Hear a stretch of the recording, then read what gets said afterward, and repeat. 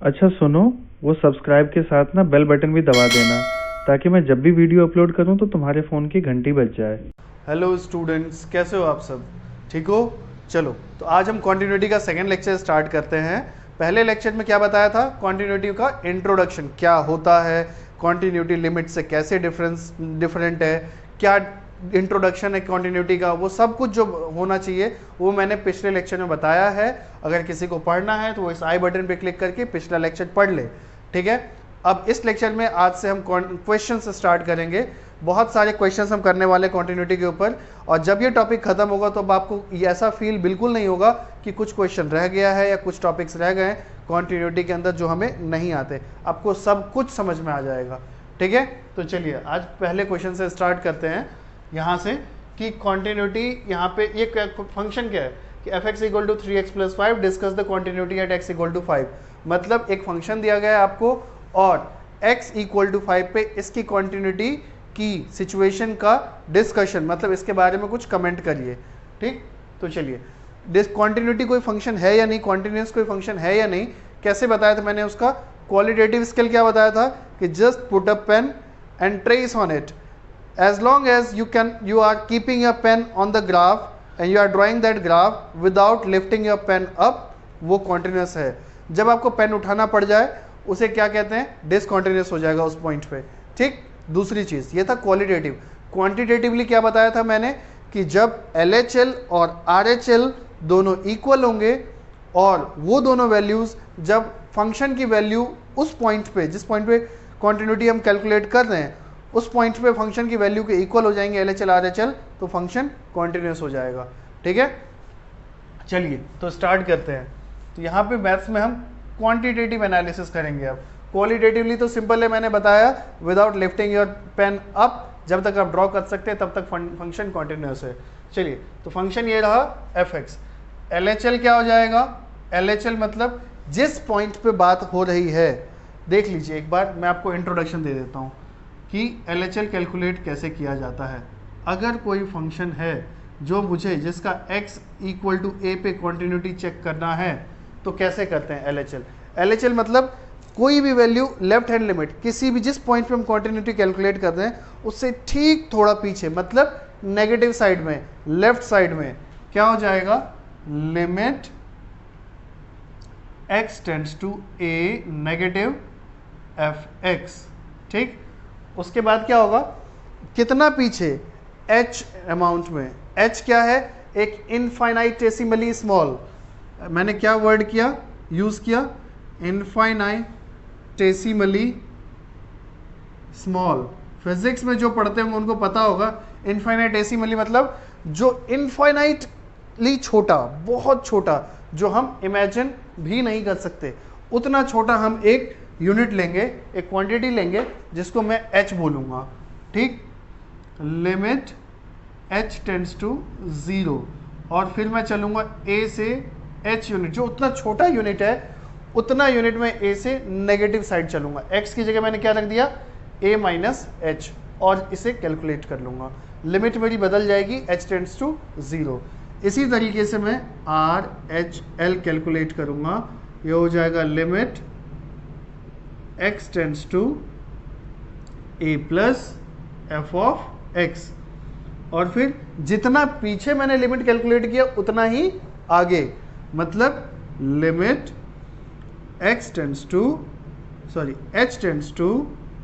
0 f of a plus h।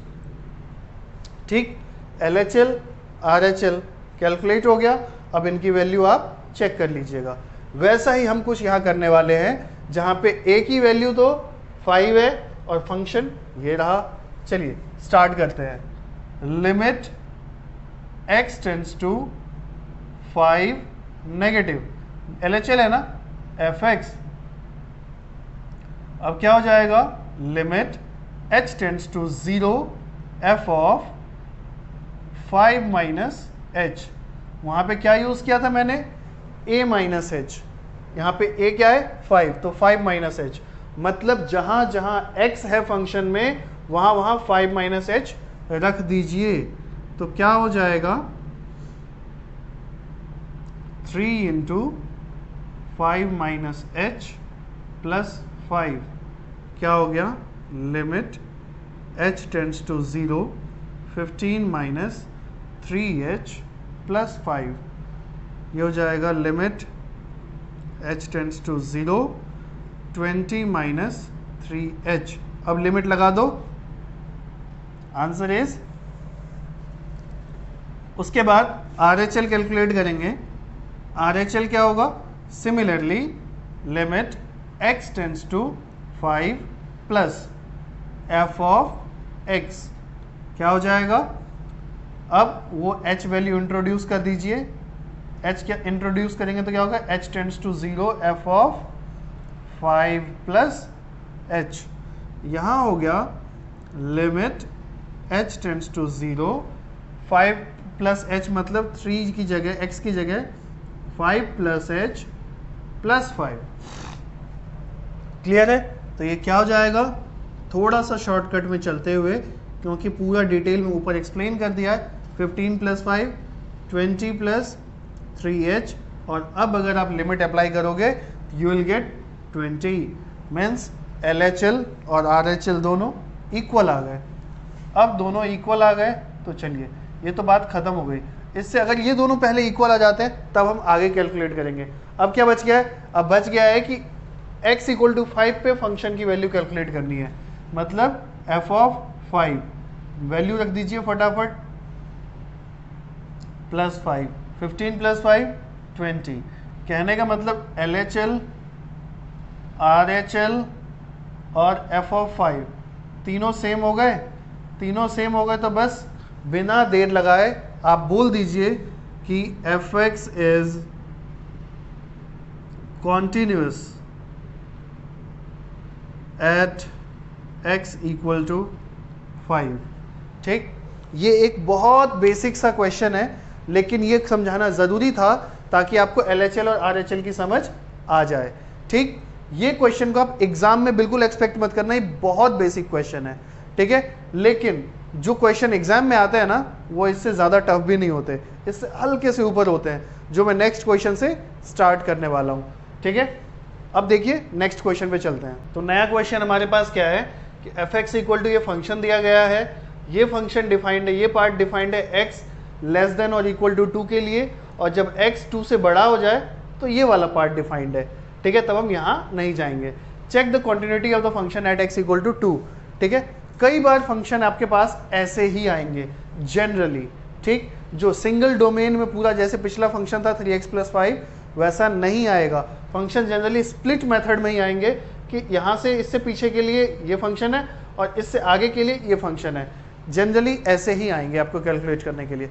इसको calculate करने का तरीका भी सेम है बट थोड़ा सा अलग है। देख लीजिए, हम क्या करते थे कि LHL मान लीजिए जब मैं कैलकुलेट करता था तो limit x tends to a plus fx, उसके बाद में क्या करता था, limit h tends to 0 f of a plus h, ये RHL था, सॉरी। और LHL क्या था, LHL था limit x tends to a minus fx limit h tends to 0 f of a minus h। ठीक, अब देखिए एक चीज, ये वाला जो h को इंट्रोड्यूस करने वाला स्टेप है ना, ये हम उन फंक्शंस में नहीं करेंगे जो ऑलरेडी टूटे हुए हों। जैसे कि ये 2 के अलोंग ये फंक्शन टूटा हुआ है। ठीक, जिस वैल्यू के अलोंग फंक्शन टूटा हुआ है वहां पे हमें ये स्टेप करने की जरूरत नहीं है। We can directly pick the function like ये और ये हम तब करते हैं जैसे कि पिछले क्वेश्चन में हमें क्या दिया गया था, fx equal to 3x plus 5। यहाँ फंक्शन टूटा नहीं था तो हमें तोड़ना पड़ा, एक लेफ्ट साइड वाले फंक्शन में, एक राइट साइड वाले फंक्शन में। ठीक है, जैसे इसको और ये करके हमने उसे राइट साइड का फंक्शन बनाया और ये करके हमने उसे लेफ्ट साइड का फंक्शन बनाया। ठीक है, तब जाके उनकी वैल्यू कैलकुलेट की। यहाँ पे फंक्शन ऑलरेडी टूटा हुआ है तो हमें इस स्टेप को नहीं करना है। ये जो सेकेंड स्टेप है h वाला, हम यहीं से a प्लस से डायरेक्टली पता कर लेंगे किसकी बात हो रही है। जैसे कि यहाँ पे a प्लस की जगह 2 प्लस होगा, मतलब 2 से बड़ा वैल्यू के लिए, 2 से बड़े वैल्यू के लिए कौन सा फंक्शन है, ये वाला। 2 माइनस 2 से कम वैल्यू के लिए कौन सा फंक्शन है, ये वाला। तो फंक्शन का सिलेक्शन तो हमारे पास अलग अलग अपने आप हो गए, तो a प्लस एच और a माइनस एच करने की ज़रूरत नहीं है। ठीक, ये किस में करेंगे, जहां फंक्शन टूटे हुए नहीं होते वहां हम खुद तोड़ते हैं। ठीक, चलिए स्टार्ट करते हैं। आपको धीरे धीरे इसमें नहीं समझ में आया तो 2-4 क्वेश्चन जब हम और करेंगे तो धीरे धीरे अपने आप आपको डिफरेंस क्लियर हो जाएगा। तो स्टार्ट कर रहा हूं मैं। RHL मतलब limit x tends to 2 plus fx। अब 2 प्लस मतलब क्या, 2 से राइट साइड, 2 से ज्यादा के लिए, 2 से ज्यादा के लिए इन दोनों में से कौन सा फंक्शन डिफाइंड है, ये वाला x ग्रेटर देन 2। तो अब क्या करते हैं, ये प्लस वाला हमको बटन यही बताएगा कि हमको कौन सा फंक्शन सेलेक्ट करना है। तो क्या हो जाएगा, लिमिट x टेंड्स टू 2। अब fx की जगह कौन सा सेलेक्ट करेंगे, ये वाला 2x minus 3। Just put the limits and get your answer. 2 यहां रख दीजिए, क्या हो जाएगा, 4 माइनस 3 1। अब LHL कैलकुलेट करते हैं। LHL क्या हो जाएगा, x tends to 2 minus fx। अब ये माइनस वाला क्या बता रहा है, माइनस वाला बता रहा है कि आप वो फंक्शन सेलेक्ट करिए जहां पे ये 2 से पीछे है, कम है, वो तो ये रहा। तो ये हो जाएगा लिमिट x टेंड्स टू 2। अब माइनस लिखने की जरूरत नहीं है, जैसे यहाँ प्लस लिखने की जरूरत नहीं है। प्लस वाला बस क्या बता रहा था कि आपको वो फंक्शन सेलेक्ट करना है जहां पे वो ग्रेटर देन 2 है, और माइनस वाला ये बता रहा है आपको वो फंक्शन सेलेक्ट करना है जहां पे ये लेस देन 2 है। ठीक, तो वो हमने कर लिया, कौन सा, 2x प्लस 3। अब क्या हो जाएगा, ये 4 प्लस 3 7। और यहाँ पे मुझे क्लियरली दिख गया कि LHL जो है वो RHL के इक्वल नहीं है, तो फिर हमें f(2) कैलकुलेट करने की ज़रूरत ही नहीं है। ठीक, पहले ही मुझे दिख गया कि ये कॉन्टिन्यूस नहीं होगा क्योंकि लिमिट ही एग्जिस्ट नहीं कर रहा है ना, LHL RHL ही इक्वल नहीं है, पहली चीज़। और दूसरी चीज़ ये कि अगर हमें f(2) कैलकुलेट करना होता तो कौन सा लेते इसमें से, ये या ये, तब हम वो वाला फंक्शन लेते जहाँ पे x इक्वल टू 2 के लिए है वो, और इक्वल टू साइन इसके साथ है। तो f(2) कैलकुलेट करने के लिए हम ये वाला फंक्शन लेते। ठीक है, अब चलते हैं नेक्स्ट क्वेश्चन पे। ठीक, तो नेक्स्ट क्वेश्चन हमारा है fx equal to mod x की कॉन्टिन्यूटी चेक करनी है एट x इक्वल टू 0। तो सबसे पहले क्वांटिटेटिवली चेक कर लेते हैं। आपने फंक्शन चैप्टर में मॉड्यूलस फंक्शन पढ़ा होगा, जहां पे इसका ग्राफ कैसा था, वी शेप में, ऐसे 0 पे कॉर्नर बन रहा था, और बिना पेन उठाए आप इसको आराम से ड्रॉ कर सकते हैं। तो इससे आप कह सकते हैं कि ये फंक्शन कॉन्टिन्यूस है। But this is just a qualitative analysis. Quantitatively यानी आपको प्रूफ करना है मैथमेटिकली, तो कैसे करेंगे, तो उससे पहले फंक्शन को डिफाइन करना पड़ेगा। तो मॉड x को डिफाइन कैसे करते हैं, it is positive of x when it is greater than or equal to 0 and it is negative of x when it is less than 0। ये 12th का कॉन्सेप्ट नहीं है, जिसको नहीं पता वो 11th रिवाइज करके आइए, फिर आप इसे पढ़िएगा। ये 11th का कॉन्सेप्ट है जो मैं यूज़ कर रहा हूँ, जिसको नहीं पता वो 11th पढ़िए। ठीक, अपने कॉन्सेप्ट बेसिक मजबूत करिए, तब आपको ये आएगा समझ में। मॉड्यूलस का ये डेफिनेशन होता है। ठीक, उसके बाद मतलब fx इक्वल टू क्या हो जाएगा, directly x when x is greater than equal to 0, negative of x when it is less than 0। अब एट x इक्वल टू की बात है। अब आपको दिख रहा होगा कि ये फंक्शन सेम टू सेम पिछले क्वेश्चन की तरह हो गया। LHL क्या होगा, LHL मतलब fx tends to x tends to 0 negative of fx। 0 negative मतलब 0 से कम के लिए, लेस देन 0 ये रहा माइनस x। तो लिमिट, अब ये माइनस हटा दीजिए, इसका काम बस फंक्शन सेलेक्ट करना था, x tends to 0 minus x। अब यहाँ पे 0 लगा दो तो माइनस 0 मतलब 0। RHL कैलकुलेट करिए, क्या हो जाएगा, limit x tends to 0 plus F X, मतलब limit x tends to 0, plus मतलब एफ एक्स, प्लस मतलब ग्रेटर देन 0, ग्रेटर देन 0 मतलब ये x, यहाँ पे भी 0 रख दीजिए, ये आ गया इक्वल। LHL और RHL मेरा इक्वल आ चुका है। अगर ये इक्वल आ गया है तो मैं आगे बढ़ सकता हूँ f ऑफ 0 के लिए। अब आपको पता होगा कि f ऑफ 0 क्या होता है।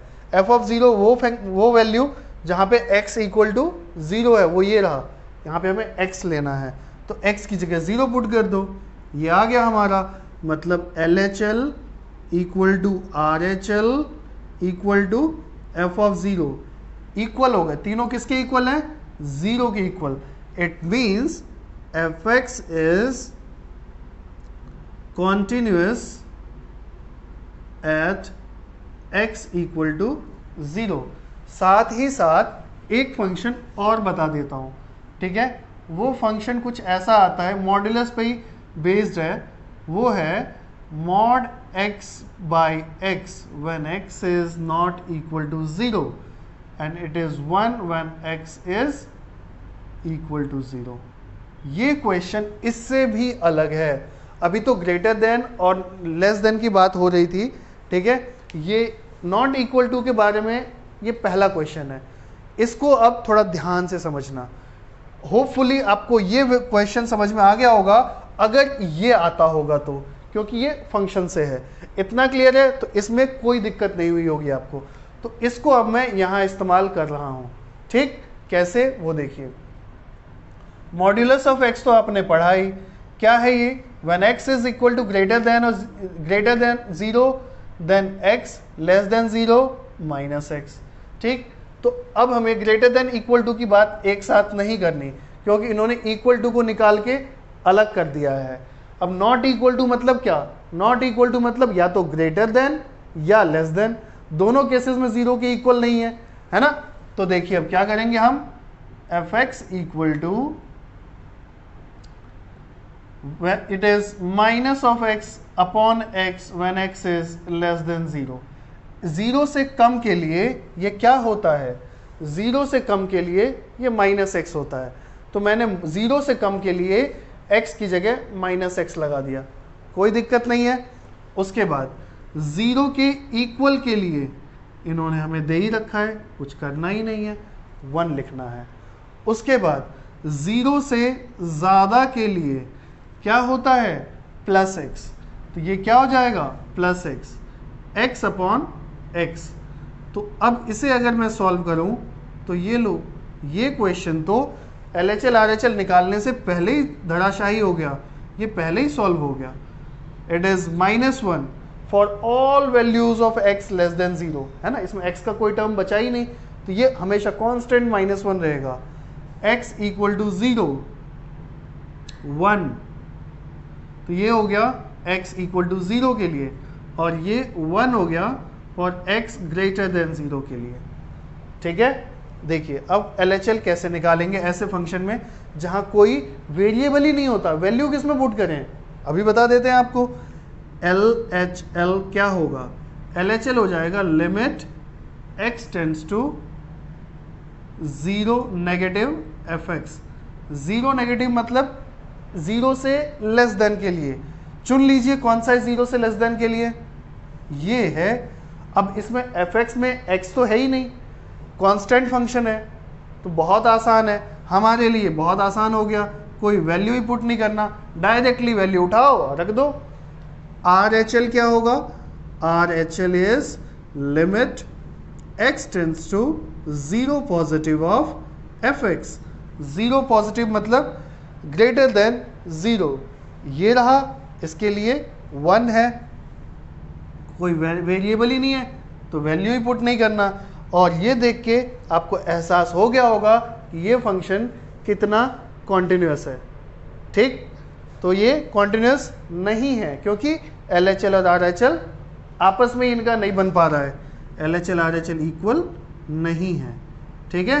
अब चलें नेक्स्ट क्वेश्चन पे, चलिए चलते हैं। तो नया क्वेश्चन हमारे सामने है, fx equal to x sin 1/x when x is not equal to 0 0 when x is equal to 0, check the continuity at x equal to 0. 0 पे हमें continuity चेक करना है.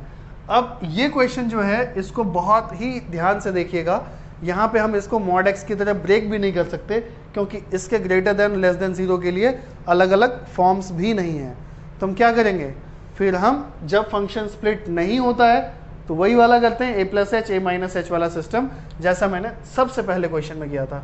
स्प्लिट आप बोलोगे सर स्प्लिट तो है, स्प्लिट नहीं है. कैसे? ग्रेटर देन और लेस देन 0 के लिए अलग अलग डिफाइंड है क्या? नहीं ना, तो ये स्प्लिट नहीं है. तो चलिए करते हैं. LHL, LHL मतलब limit x tends to what? 0 माइनस fx, क्योंकि a की जगह भी क्या है? 0. अब क्या करूंगा मैं? Limit h tends to 0.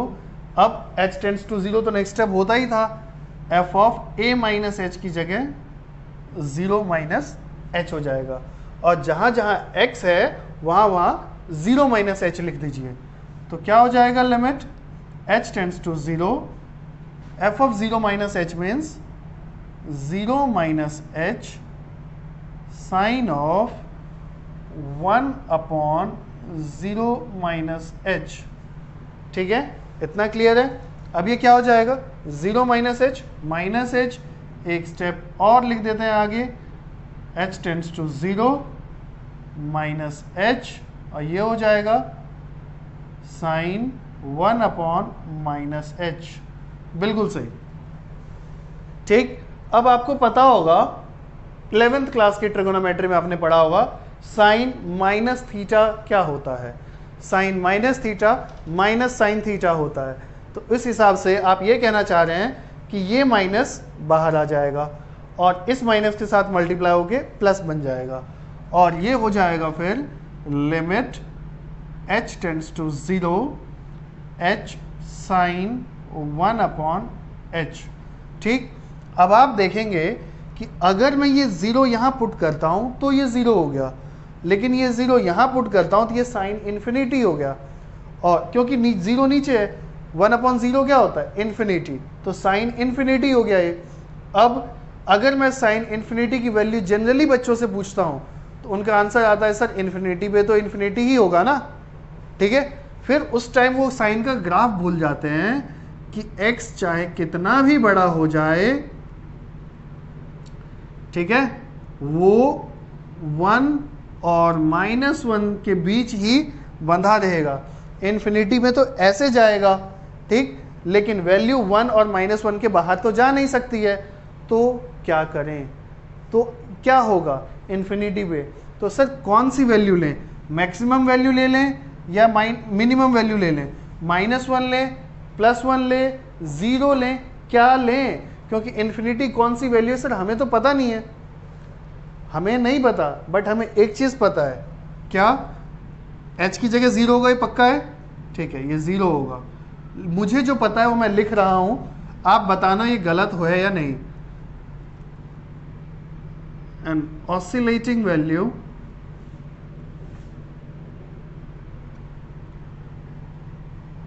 between -1 and 1. Sign infinity क्या होगा सर? पता नहीं, मुझे भी नहीं पता. मैंने बस इतना मान के चल रहा हूं कि साइन इन्फिनिटी जो है वो -1 से 1 के बीच में कोई एक वैल्यू ले लेगा, है ना. जैसी वैल्यू, क्योंकि इन्फिनिटी कोई फिक्स नंबर नहीं है. इन्फिनिटी मतलब क्या? वेरी लार्ज नंबर, बस. तो -1 के 1 के बीच एक वैल्यू ले लेगा कोई है. ठीक. तो उसको लेकिन कोई सी भी वैल्यू लेगा, एक बार अगर वो वैल्यू 0 से मल्टीप्लाई हो गया तो उसकी औकात घट के 0 पे आ गई, है ना. अब चलते हैं RHL के लिए. RHL क्या होगा? Limit x tends to 0 plus fx. Limit h tends to 0, f of a plus h की जगह 0 प्लस h करिए. फिर क्या होगा? Limit h tends to 0. अब यहाँ पे 0 plus h sine 1 upon 0 plus h. ये तो बहुत सिंपल हो गया. और ये कैसा आ गया? h tends to 0, h into sine 1 by h, एकदम ऐसा, देखिए। और फिर मुझे दूसरी बार ये सेम चीज लिखने की जरूरत नहीं है क्योंकि इसमें कोई डिफरेंस नहीं है। तो again the same sentence 0 into an oscillating value between -1 and 1, और इसलिए आंसर 0 आ गया।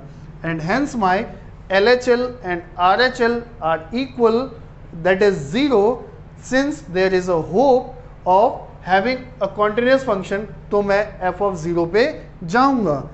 f(0) क्या हो जाएगा? f(0) मतलब x इक्वल टू 0 पे, वो तो वैल्यू दे रखी है ना, x इक्वल टू 0 पे इसकी वैल्यू 0, तो LHL RHL equal to f(0), इन तीनों की वैल्यू सेम है, क्या है? 0। Hence fx is continuous at x equal to 0, और आपका ये क्वेश्चन खत्म हो गया, है ना। और ऐसा खत्म हुआ कि आपको सब समझ में आ गया। इस तरीके से ये लेक्चर यहीं खत्म होता है। मिलेंगे नेक्स्ट लेक्चर में और नए क्वेश्चंस के साथ, ताकि आपके कॉन्टिन्यूटी के कॉन्सेप्ट्स को और सॉलिडिफाई कर सकें। ठीक है, थैंक यू।